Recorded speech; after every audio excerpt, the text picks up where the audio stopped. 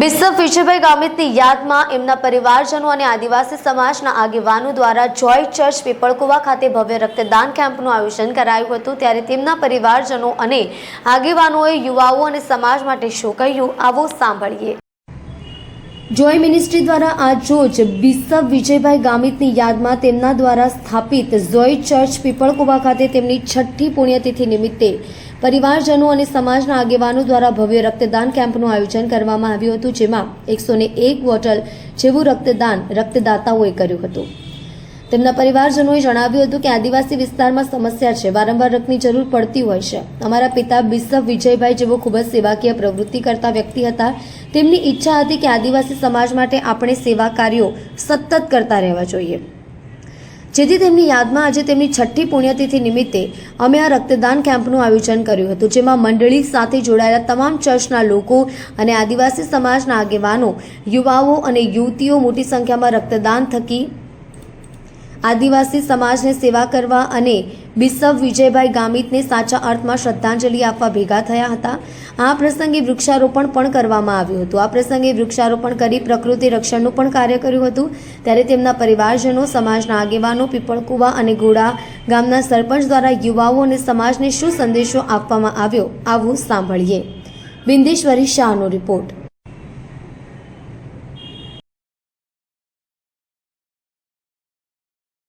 परिचय।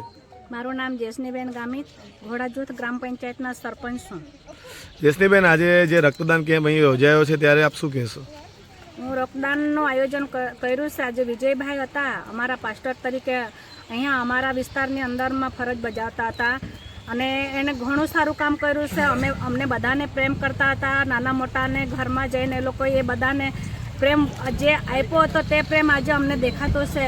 એના અનુસંધાનમાં આજે અમને એને શ્રદ્ધાંજલિના દિવસે અમે રક્તદાન કેમ્પનું આયોજન કર્યું હતું અને તે રક્તદાન કેમ્પ અમે ચાલુ કર્યું છે અને હાલમાં 70 જેટલી બોટલ પૂરી બી થઈ ગઈ છે અને પાછી 20 જેટલી બાકી બી છે।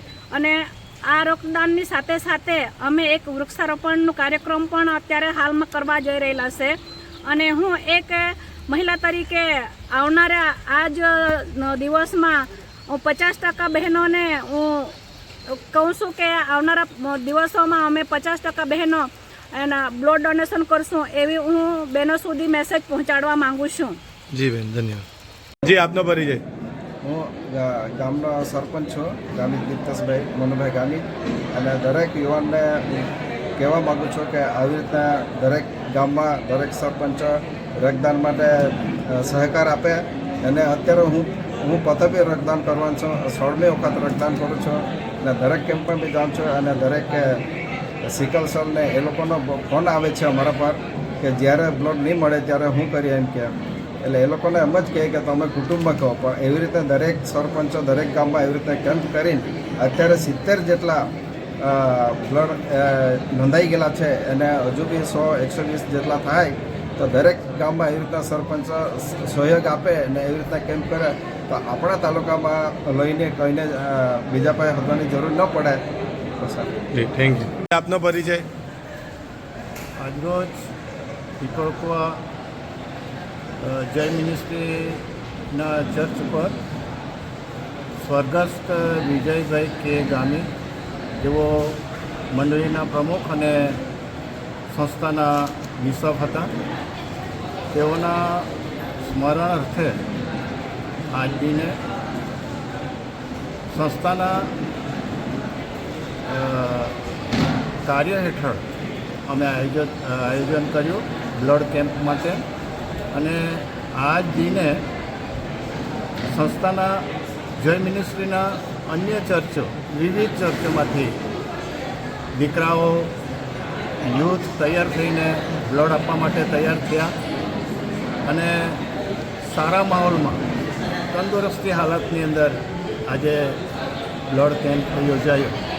સાથે જે સંસ્થાએ અમને મદદરૂપ થયા છે એવા શ્રીમતી લક્ષ્મીબેન ખુશાલદાસ પટેલ રક્તદાન કેન્દ્ર તરફથી એમનો સ્ટાફ અને ડૉક્ટરશ્રીએ ખૂબ મોટી જહેમત ઉઠાવીને અમને સહયોગ કર્યો છે અને એમનો ખૂબ ખૂબ આભાર માનીએ છીએ। સાથે સાથે ઘોડા ગામના સરપંચ જેસનાબેન મારા પીપળકુવા ગામના સરપંચ અને વિવિધ ગામોના સરપંચશ્રીઓએ અમને મદદ કરી છે. યુથને તૈયાર કરીને તેઓએ બ્લડ કેમ્પમાં લાવીને બ્લડ અપાવ્યું છે. જેઓ ડોનર તરીકે આવ્યા એવા યુથ માટે હું અભિનંદન પાઠવું છું કે તેઓએ ખૂબ હિંમતભેર ગામમાં મોટી સંખ્યામાં આવીને રક્ત આપવા માટે તૈયાર થયા અને રક્તદાન કર્યું છે. અમારા ગામડાઓની અંદર ઘણા લોકો બીએ છે લોહી આપવા માટે, પરંતુ લોહી આપવું જરૂરી છે કારણ કે જ્યારે આપણને હોસ્પિટલની અંદર લોહીની જરૂર પડે છે ત્યારે આપણે કકળતા ફરીએ, રડતા ફરીએ, પણ તાત્કાલિક આપણને બ્લડની જરૂર પડે છે ત્યારે બ્લડ મળતું નથી. ને આ જ રીતે અમે જે આ એના છઠ્ઠા વર્ષના સ્મરણ દિને અમે નક્કી કર્યું છે કે આજે જે કંઈ પગલું ભર્યું છે એ અમે જીવતા રહીએ તો આવતા વર્ષે અમે 16 સપ્ટેમ્બરે એક મોટા સમુદાયમાં યુથને બોલાવીને રક્તદાન શિબિર યોજીશું અને મારા તાલુકાને, મારા તાપી જિલ્લાને અને નાના મોટા સૌ લોકોને લોહી પૂરું પાડવા માટે અમે મોટું ભગીરથ કામ કરીશું એવું અમે વિચારીએ છીએ અને તે આવતા વર્ષે અમે કરીશું. જી ધન્યવાદ. જી સર, આજે રોજ જે રક્તદાન કેમ્પ રાખવામાં આવ્યો છે અંગે આપ લોકોને શું કહેશો? મારું નામ એલસી ગામિત છે. હું આ જોઈ મિનિસ્ટ્રીઝ નામની જે સંસ્થા છે એના જનરલ સેક્રેટરી છું. આજરોજ જે રક્તદાન શિબિર જે છે એના બાબતે મારે એ કહેવું છે કે ગામડાઓમાં આવા પ્રોગ્રામ બહુ ઓછા થતા હોય છે અને આજે આ 16મી સપ્ટેમ્બરે અમારા જે જોઈ મિનિસ્ટ્રીઝના સરગસ્ત બિશપ વિજય ગામિત, જેઓ આ જોઈ મિનિસ્ટ્રીઝના ફાઉન્ડર હતા અને એ સમય પર એઓની મોટી આશા હતી કે સમાજમાં આપણે જાગૃતતા અલગ અલગ રીતે લાવવી જોઈએ. એમાંનું આ કે રીઝન જે છે એ રક્તદાન શિબિર, અને એમની બહુ મોટી ઈચ્છા હોવાને નાતે આજે એવો તો પ્રભુની પાસે છે, પરંતુ આ છઠ્ઠી સ્મરણાંજલિ, જેને આપણે શ્રદ્ધાંજલિ કહીએ છીએ, એવા સમય પર અમને અવસર મળ્યો અને અમે અમારી સંસ્થામાં તેમજ અમારી સંસ્થાની સાથે રહેલા દરેક મંડળીઓમાં અને આજુબાજુની દરેક જે મંડળીઓ જે છે, આગેવાનો છે, ગામના સરપંચ છે, ગામના બીજા ગામોના સરપંચો છે, એમની સાથે જે સહમત થઈને આ બાબતે વિચાર્યું ત્યારે અમને એવું લાગ્યું કે આ બાબત આપણે કરવી જોઈએ અને તેને આજે અમે આ સાકાર આપી રહ્યા છે. અત્યારે લગભગ ચાલુ છે રક્તદાન શિબિરની જે પ્રક્રિયા જે છે તે 70 જેટલા અત્યાર સુધી રક્તદાન કરનારા જે વ્યક્તિઓ જે છે તેઓ કરી ચૂક્યા છે.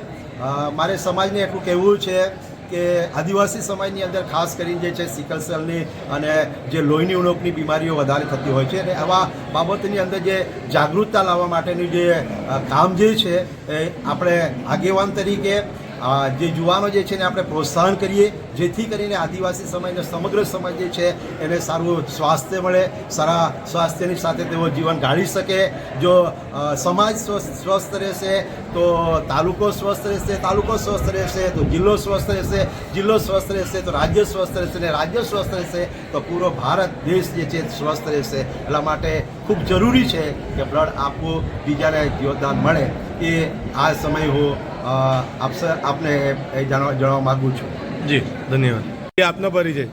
મારું નામ છે સેમ્યુલભાઈ વિજયભાઈ ગામિત. હું પીપળકવાનો રહેવાસી છું. સેમ્યુલભાઈ, આજે કયા પ્રસંગે રક્તદાન કેમ્પ રાખવામાં આવ્યો છે અને આ બે પ્રસંગે લોકોને શું સંદેશ આપશે? આ મારા પપ્પાના છઠ્ઠા પુણ્યતિથિના દિવસે અમે આ રક્તદાન શિબિરનું આયોજન કર્યું અને મારા પપ્પાની બહુ ઈચ્છા હતી કે આ રક્તદાન થાય, પણ એમના 6 વર્ષ સુધી અમે આવું કરી ના શક્યા, પણ આ છઠ્ઠા વર્ષે અમે કરી શક્યા. અને હું તમામ જુવાનોને આહ્વાન આપું છું કે રક્તદાન શિબિર કરો અને જે લોકોને બ્લડની જરૂર છે એ લોકોને મળી શકે, સહાયતા આપણે કરી શકીએ. આવનાર સમયમાં આપ દરેક ગામોમાં આ પ્રમાણેનું આયોજન કરવા માટે શું વિચારી રહ્યા છો? અમે પ્લાનિંગ કરી રહ્યા છીએ કે દરેક ગામોમાં અને મિનિસ્ટ્રી દ્વારા અમે આ પ્લાનિંગ કરીશું. જોઈ મિનિસ્ટ્રી દ્વારા જે લોકો ડરે છે રક્ત આપવાથી એને શું કહેશો? રક્તદાનથી તમે ડરશો નહીં જુવાનો. રક્તદાન આપશો તો બીજા લોકોને જીવન મળશે, કારણ કે આપણો પ્રભુ ઈસુ ખ્રિસ્ત એ સ્વર્ગમાંથી આ પૃથ્વી પર આવ્યો, એમણે પોતાનું રક્ત આપ્યું કે જેનાથી આપણે આજે જીવીએ છીએ, તો આપણે પણ રક્ત આપીએ કે લોકોને જીવન મળે.